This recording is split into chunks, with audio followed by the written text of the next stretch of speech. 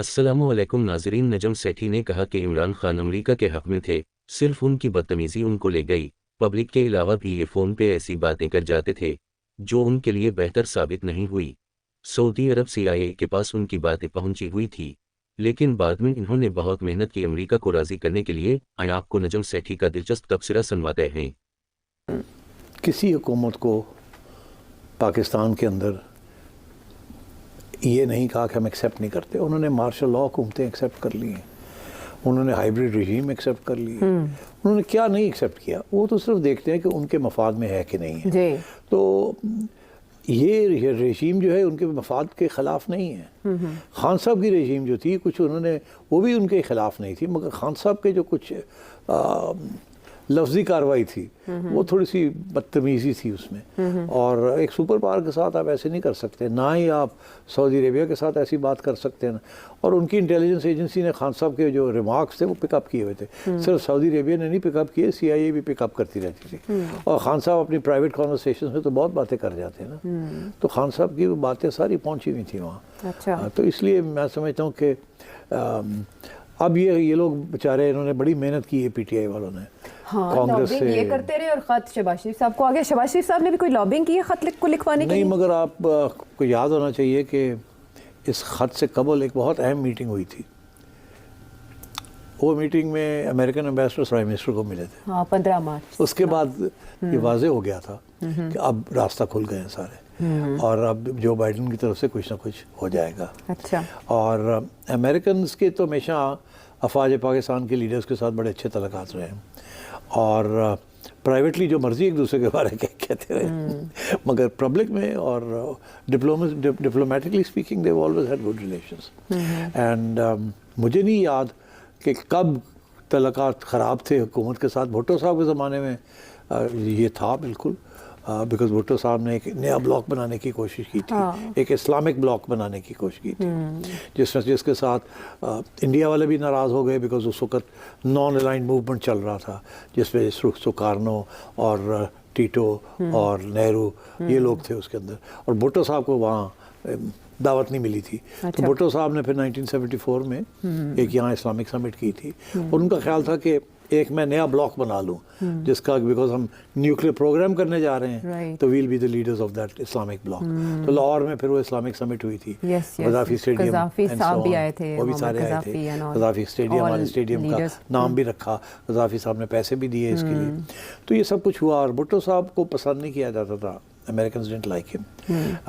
फिर उन्होंने एक लेटर लहराया था आपको, नहीं वो जो लेटर लहराया था वो भी इसी किस्म का लेटर था, है ना? हाँ। वो कुछ नहीं था। अच्छा। भुट्टो साहब के बारे में ये कहना कि जब यूनाइटेड नेशंस में ये रेजोल्यूशन हो रहा था बांग्लादेश के ऊपर, और तो भुट्टो साहब की कोशिश थी कि पाकिस्तान के हक़ में हो, मगर यूनाइटेड नेशंस में वो पाकिस्तान के हक़ में नहीं हुआ, पोलिश रेजोल्यूशन था। तो भुट्टो साहब ने वहाँ कोई कागज़ पड़े हुए थे सामने, तो उन्होंने लेके फाड़ दिए, बड़े ड्रामे के साथ। मैं नहीं मानता, मैं नहीं जानता, I'm going back to my country, to my people, तुसी वड़ो तो भुट्टो साहब वॉकड आउट। तो पता ये चला कि वो एक्चुअली बात ये थी कि जी वो रेजोल्यूशन था जिसको उन्होंने फाड़ा, एक्चुअली वो रेजोल्यूशन नहीं था। It was just a piece of paper line, उनको जो मिला उन्होंने ड्रामा किया। तो भुट्टो साहब करते थे इस किस्म के ड्रामे। अब वो इमरान खान साहब ने भी इसी किस्म के ड्रामे करने की कोशिश की, मगर अमेरिकन इंटरवेंशन ईरान में हुई in the early 1950s, British and American intervention to regime change.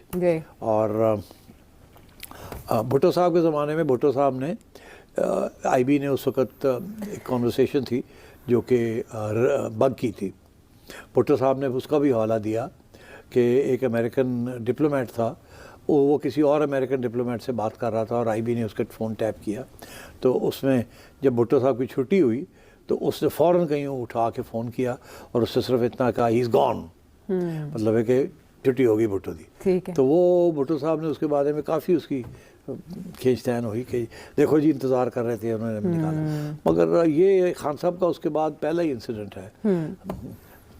तो मैं ये समझता हूँ कि अब लोग पूछ रहे हैं जी कि डोनाल्ड ट्रंप आएंगे और वो फ़ोन करेंगे। ये अभी मुशाहिद हुसैन साहब ने भी इस किस्म की कोई बात जी की। उन्होंने भी ये कहा है, शब्बर जैदी ने भी कहा है, शेर अफजल मरवत साहब भी इम्कान ज़ाहिर कर रहे हैं कि नवंबर तक ही है ये निज़ाम। अच्छा, मैं नहीं इत्तेफाक करता, मगर इसके लेट्स वेट टिल नवंबर, फिर देख लेंगे, कुछ नहीं होना। کوئی فون کال کے ساتھ اس گورنمنٹ کی چھٹی نہیں ہونی, کوئی ایسی چیز نہیں ہونی. اچھا, I can tell you this. تو اس لیٹر کے ساتھ ہونا کیا ہے؟ یہ letter is a strong measure of support. Okay, دیکھیے آئی ایم ایف کا آنا, یہ لیٹر کا ہونا, میٹنگز ہونی, سعودی عربیہ کے ساتھ تعلقات ریسٹور ہونے, پھر یہ سعودی انویسٹمنٹ نے آنا ہے, بہت کچھ ہونا ہے ابھی یو اے. اور آخری جو بہت امپورٹنٹ چیز ہے جس کو اگین میں یہ کہوں گا کہ یا تو ساری اسٹیبلشمنٹ اور گورنمنٹ جو ہے اس کو پتہ نہیں وہ ہو کیا رہا ہے, اور مشاہد حسین صاحب کو ہی پتہ کیا ہو رہا ہے. ابھی جو اسحاق ڈار صاحب نے بیان دیا تھا کہ ہم سوچ رہے ہیں کہ تجارت ہندوستان کے ساتھ اس کے اوپر غور کیا جائے, فیصلہ نہیں ہوا مگر غور کیا جائے.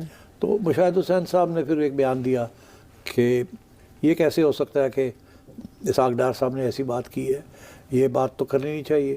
دو وجوہات, ایک یہ کہ ہمارا موقف یہ نہیں رہا کہ ہم اس قسم کی بات کریں, اور دوسرا یہ کہ سارے اسٹیک ہولڈر سے پہلے ڈسکس کر کے یہ بات کرنی چاہیے تھی, آپ نے کہاں اٹھ کے جا کے بات کر دی. جی, تو میں اسی وقت میں نے یہ سوچا کہ یہ ایکچولی اسحاق ڈار صاحب کو بیوقوف شخص نہیں ہے.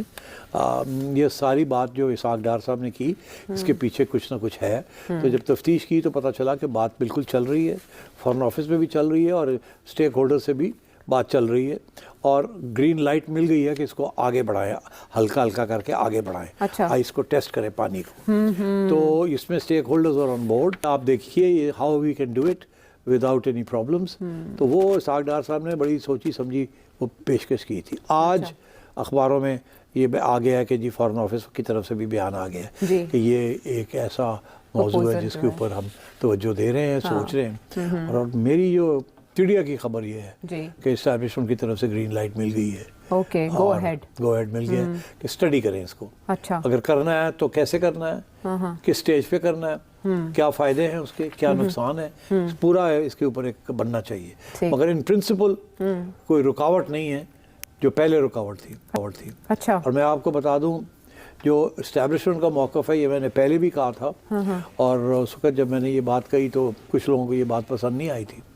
جنرل باجوہ کے دوران جب کہ یہ 2019 میں جب آرٹیکل 370 انہوں نے واپس لے کے اور کشمیر کو مرج کر لیا, تو ہماری گورنمنٹ کا ایک امیجیٹ ریئیکشن تھا کہ ہم تجارت بند کرتے ہیں, ایمبیسڈرز کو ودرا کرتے ہیں. یہ عمران خان صاحب کا موقف تھا جو کہ انہوں نے جا کے پارلیمنٹ میں لے کیا تھا. مگر اس سے قبل ایک کور کمانڈرز کی میٹنگ ہو رہی تھی جس میں یہی سبجیکٹ ڈسکس کیا جا رہا تھا. اس میں انہوں نے 2-3 ہائی پاورڈ وکیل بھی بلائے ہوئے تھے. اور اس کے بعد جو بیان آیا آئی ایس پی آر کی طرف سے وہ بڑا انٹرسٹنگ تھا. میں نے اس کی طرف توجہ دلائی تھی مگر وہ گم گئی بات, بیکاز خان صاحب نے اتنا اسٹرانگ بیان دے دیا تھا.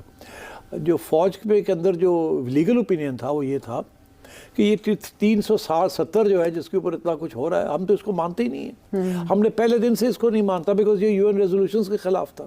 یہ شیخ عبداللہ نے اور نہرو نے یہ ڈرامہ کیا تھا, اور یہ ڈرامہ جو ہے ہم نے اس وقت بھی اس کو مسترد کر دیا تھا, اور آج بھی ہم نہیں اس کو مانتے.